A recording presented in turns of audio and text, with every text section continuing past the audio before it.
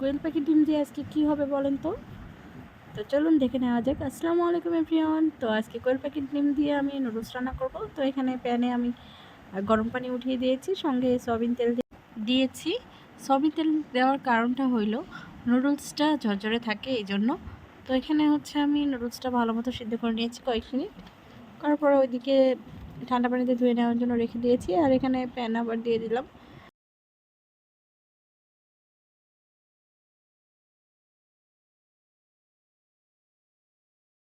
এখন প্যানে আমি কাঁচামরিচ কুচি, পেঁয়াজ কুচি দিয়ে দিলাম। তো এখন সয়াবিন তেল এড করলাম।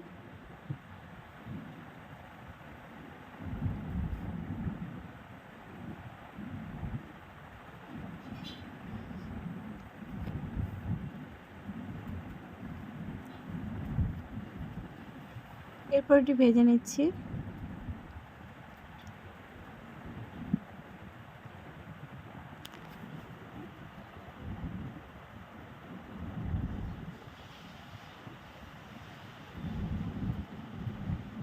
এরপর এখানে ধনে গুঁড়ো, জিরে গুঁড়ো অ্যাড করলাম।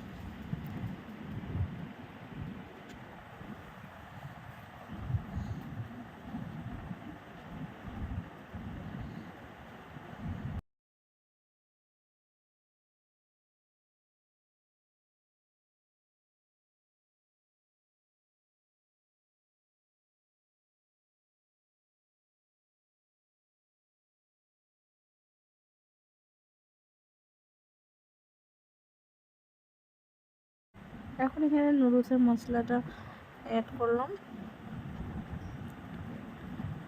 এরপর কোয়েল পাখির ডিম ভেঙে নিয়েছি। এখানে কয়েক পিস কোয়েল পাখির ডিম নিয়েছি, কারণ এগুলো আকারে ছোট এই জন্য। তো এখানে ভালো করে ভেজে নিতে হচ্ছে।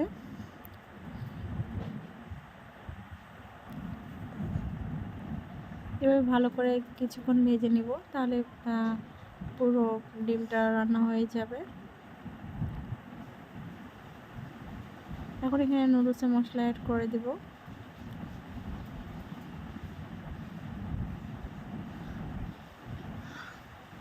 আবার কিছুক্ষণ এটা ভেজে নিচ্ছি।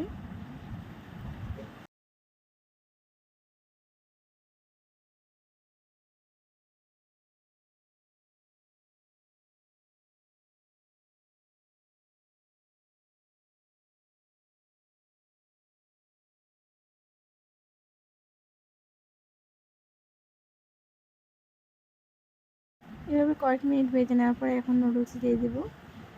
নুডলসের সঙ্গেও আমি নুডলসের মশলাটা মাখিয়ে নিয়েছি।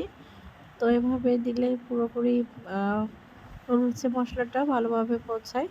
তো এখানে আমি ভালো করে নেড়েচেড়ে এটা মিক্সড করে নিচ্ছি।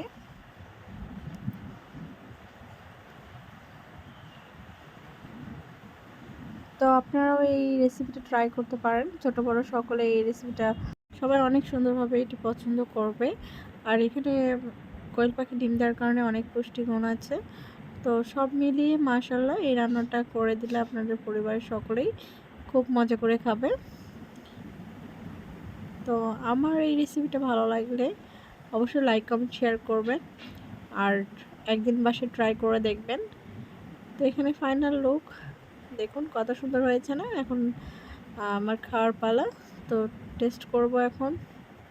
সবাই ভালো থাকবেন, সুস্থ থাকবেন, আমার জন্য দোয়া করবেন। আপনাদের জন্য অসংখ্য দোয়া ও ভালোবাসা রইল।